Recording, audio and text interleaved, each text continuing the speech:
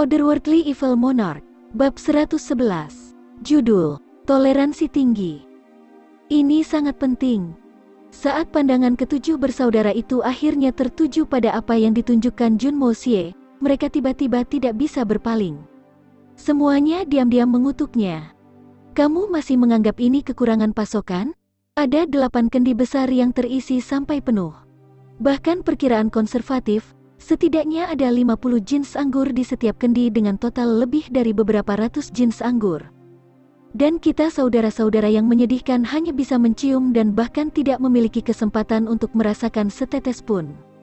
1000 jeans emas untuk setetes itu perampokan di jalan raya. Tapi, mungkin sepadan hanya berdasarkan aroma ini. Saudaraku, apakah kita tidak akan pergi? Aku pikir aku harus bertemu dengan senior Dugu. Junmo Xie mengambil beberapa langkah ke depan sebelum melihat ke belakang, hanya untuk melihat 7 individu yang masih terpaku pada posisi semula dan menatap beberapa kendi tanah. Apakah ada lem yang mengikat kaki mereka ke lantai? Tidak ada lem di lantai, tapi kekuatan magis dari anggur yang luar biasa ini. Oh, jadi begitu. Adik laki-lakimu menghargai pengingat diam dari 7 saudara laki-laki. Junmo Xie bergoyang ke sana kemari saat dia berjalan kembali dan berteriak. Pelayan, beberapa pelayan parubaya segera muncul di sisinya. Tuan muda, apa instruksi kamu? Tuan muda mungkin ceroboh, tapi bagaimana kamu bisa begitu ceroboh? Cepat tutup kendi anggur ini. Jika bukan karena pengingat kakak laki-lakiku, anggur akan berubah menjadi cuka. Setelah itu, bantu aku memindahkannya. Junmo Xie berhenti sejenak. Ekspresi bahagia menyebar di wajah 7 saudara laki-laki dari keluarga Dugu. Mereka telah menyatukan 2 dan berpikir bahwa Junmo Xie ingin membawakan anggur sebagai hadiah untuk kakek mereka. Begitu mereka memikirkan bagaimana mereka akan dapat minum sepuas hati mereka, wajah mereka mau tidak mau bersinar dengan gembira. Pindahkan ke gudang pribadiku. Saat aku kembali malam ini, aku perlu mengadakan pesta keluarga dengan kakek dan paman ketiga. Junmo Xie dengan tegas melanjutkan. Aku mungkin juga mengundang beberapa tamu, tetapi aku khawatir tidak akan ada cukup anggur untuk dibagikan. Ya, kamu akan menyiapkan anggur lain dan menyimpannya untuk tamu terhormat kita. Para pelayan membungkuk sebelum berjalan di depan kendi dan baru saja akan menutup kendi tersebut. Berhenti. Gerakan Du Guying sangat cepat saat dia tiba-tiba melangkah maju dan menembak di depan kendi anggur tanah, mengulurkan tangannya ke samping dan secara langsung menghalangi para pelayan untuk mendekat. Suaranya sedalam samudra dan setegas gunung. Orang yang tidak sadar mungkin mengira pemilik suara ini adalah ahli tingkat puncak. Para pelayan parubaya agak tercengang. Apakah Tuan Muda bingung? Bukankah kamu baru saja memberitahu kita beberapa saat yang lalu bahwa kita tidak boleh menyegel kendi? Apakah kamu mencoba memberi kita waktu yang sulit? Saudara-saudara lainnya terkejut bangun dan segera mengepung kendi tanah seperti dinding menara besi, berdiri bahu-membahu seolah menunggu kedatangan musuh bebuyutan mereka. Jadi anggur ini disiapkan untuk pesta keluarga Jun nanti malam, tetapi mungkin masih belum cukup? Bukankah ini berarti bahwa setelah malam ini, anggur akan habis? Tidak pernah terpikir oleh mereka bahwa kata-kata Junmo Xie memiliki ketidakkonsistenan yang mencolok. Dia mengatakan sebelumnya bahwa dia ingin menyimpan anggur untuk dirinya sendiri, tetapi sekarang dia mengatakan bahwa dia berencana menghabiskan semua anggur selama pesta malam ini. Mereka semua kehilangannya ketika mereka mendengar bahwa anggur akan segera habis. Saudara tua, apa artinya ini? Junmo Xie mengerutkan kening dan bertanya, bingung. Kakekku akan menunggu malam ini, jadi mari kita pergi agar aku bisa cepat kembali. Kalimat yang satu ini langsung menghilangkan ide untuk mencuri wine. Grand Duke Jun tahu tentang anggur ini. Haha, hehe. Du Guying tidak lagi tertawa tapi mengoceh dengan suara yang tidak jelas sebelum tiba-tiba memberi isyarat dengan matanya. 6 orang yang tersisa segera menerkam seperti harimau yang berjongkok, pertama untuk menaklukkan Junmo Xie, dan kemudian menggunakan penyesatan dan serangan dari segala arah untuk melumpuhkan keempat pelayan dalam sekejap. Du Guying mengulangi teriakannya. Dengan lembut, kamu tidak boleh melukai siapapun.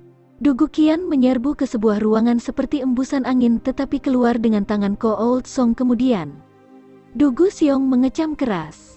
Bodoh, pergi ke dapur untuk mengambil beberapa mangkuk. Dugu Chong dan Dugu Sang bergegas keluar tanpa ragu-ragu.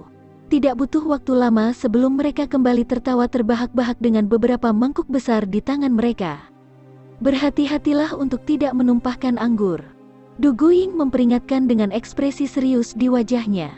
Tuangkan sedikit anggur dengan hati-hati dari masing-masing kendi. Jangan minum terlalu banyak dan segera minum beberapa mangkuk untuk memuaskan keinginan kamu.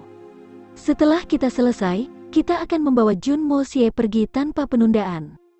Jangan mabuk, aku sedang berbicara dengan kamu Old Six, kamu selalu makan berlebihan saat kamu minum. Ingatlah untuk minum secukupnya. Tampaknya mereka memiliki banyak pengalaman minum secara sembunyi-sembunyi ketika berada di rumah. Itu jelas. Sisanya telah lama mencapai batas kesabaran mereka dan bergegas ke kendi tanah seperti segerombolan orang untuk menyendok anggur. Diikuti dengan hati-hati mereka membawanya kembali dan membentuk lingkaran lepas mengelilingi meja batu seperti sekelompok pekerja migran. Dengan semangkuk anggur di tangan Dugu Ying, dia dengan penuh kasih sayang menikmati aromanya sebelum dia membuka mulutnya lebar-lebar dan meneguk banyak, hanya untuk merasakan sensasi sedingin es mengalir di tenggorokannya. Saat anggur masuk ke perutnya, sensasi terbakar seperti nyala api meledak. Tubuhnya langsung memanas dari ujung kepala hingga ujung kaki saat ekspresi terpesona muncul di wajahnya seperti dia telah naik ke surga, berseru dengan suara keras. Anggur yang sempurna, inilah rasa kesempurnaan. Bahkan anggur yang diproduksi untuk keluarga kekaisaran sama sekali tidak berguna. Aku harus bertanya pada si bocah kecil Jun itu apakah anggurnya akan dijual. 6 orang sisanya dengan mudah meneguk pada saat yang sama, dan kemudian menghela napas puas. Mata terbuka lebar dengan kepala tertunduk ke belakang, memegangi perut mereka, menggoyangkan kepala ke depan dan ke belakang, dan mengerang dengan nyaman pada saat yang sama. 7 pria berprinsip dan biasanya terus terang mengerang dan mengerang seolah-olah mereka adalah pelindung rumah bordil, dan kemudian pindah pada saat yang sama seperti banjir besar. Jun Mo Xie bergetar saat hawa dingin mengalir di punggungnya. Dia merasakan pori-pori keringat di seluruh tubuhnya meledak terbuka dan rambutnya berdiri tegak seolah-olah dia sedang berjalan-jalan tengah malam melalui kuburan yang tidak bertanda. Tak lama setelah itu, ke-7 orang itu bergegas untuk menyendok lebih banyak anggur secara berurutan. Suara perselisihan bergema dari waktu ke waktu. Kakak tertua, kamu sudah punya 2 mangkuk, dan aku hanya punya 1. Pergilah ke neraka Old Seven. Jangan mencoba mencuri dariku. Sangat enak. Kenapa kamu mendorongku? Hei, Old Three telah menyelinap di mangkuk ketiganya. Orang ini tidak tahu malu. Saudaraku, ayo kita istirahat. Bahkan tidak pernah terlintas dalam pikiran ke-7 bersaudara bahwa tidak ada penjaga rumah tangga Grand Duke yang datang untuk menyelidiki sejak mereka akan menendang gerbang utama sampai sekarang. Ini sangat tidak biasa. Komedi setan mungkin peduli yang tak terkendali menyebabkan bahkan Jun Mo Xie menjadi agak tercengang. Ini seperti sekelompok perampok yang dengan berani menerobos masuk ke rumah seseorang dan tidak hanya minum, tetapi juga minum sampai benar-benar terpampang, sementara itu sama sekali mengabaikan fakta bahwa pemiliknya telah membunyikan alarm sejak lama. Muncul tanpa suara, Jun Wei tersenyum dan mengedipkan mata pada Jun Mo Xie sebelum menghilang diam-diam. Di luar halaman, beberapa ratus penjaga keluarga Jun diam-diam membubarkan. Ini hanyalah anggur yang belum diproses. Itu bahkan belum diblender dan rasanya juga belum disesuaikan. Anggur akan memiliki setidaknya 70 hingga 80% kandungan alkohol menggunakan metode pengukuran dari kehidupan sebelumnya.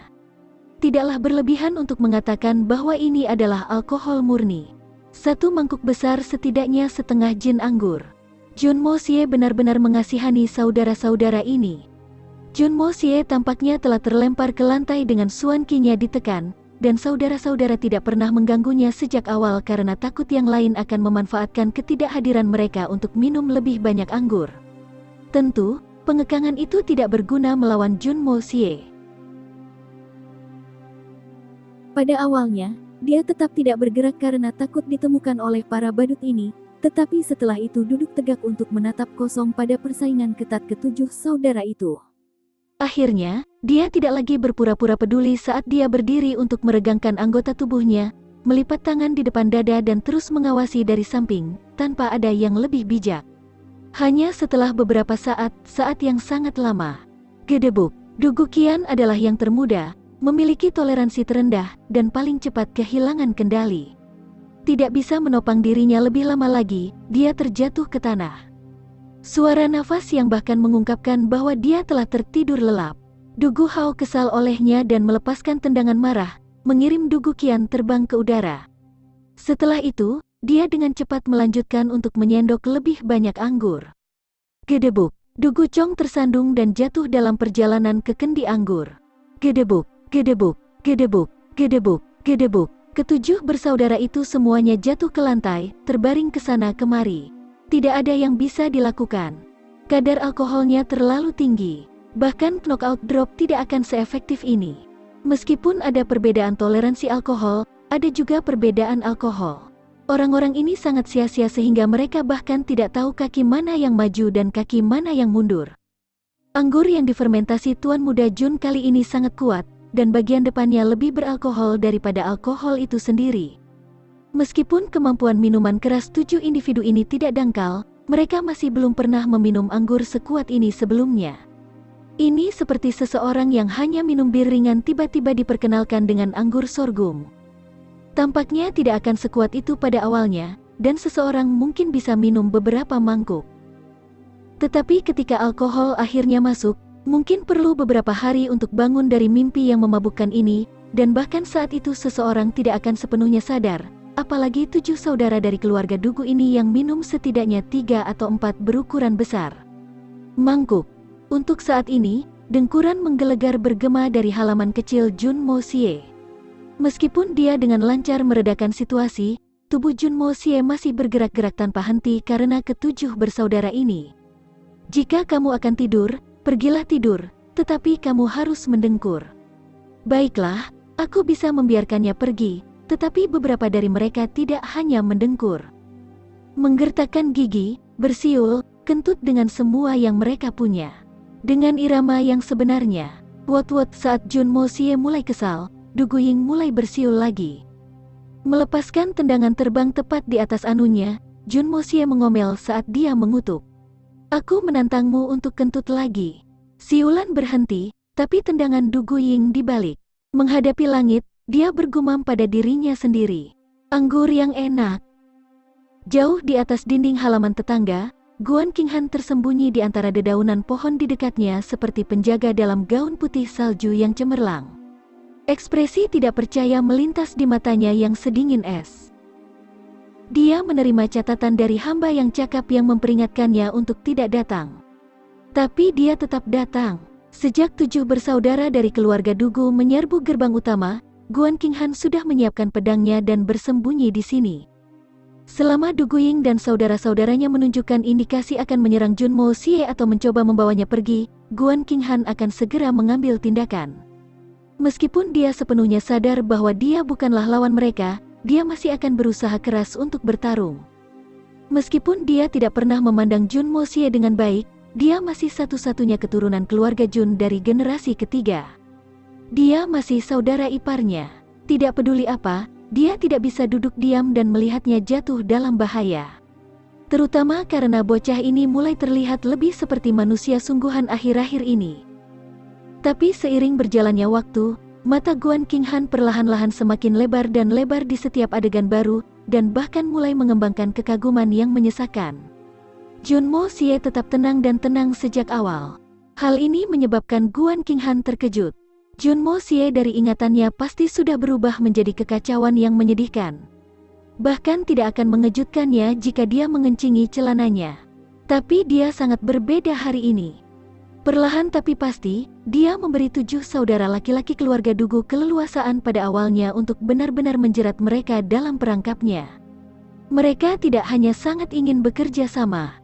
Mereka bahkan tidak sabar menenggelamkan diri hingga tertidur lelap. Meskipun ketujuh orang ini sangat berkepala dingin sehingga mereka tidak bisa lebih berkepala dingin, hasil seperti ini masih membuat Guan Qinghan tak habis-habisnya takjub. Apakah ini masih saudara ipar yang sama pemberani, Jun Mo Xie? Menghela nafas ringan, Guan Qinghan diam-diam menyelinap pergi.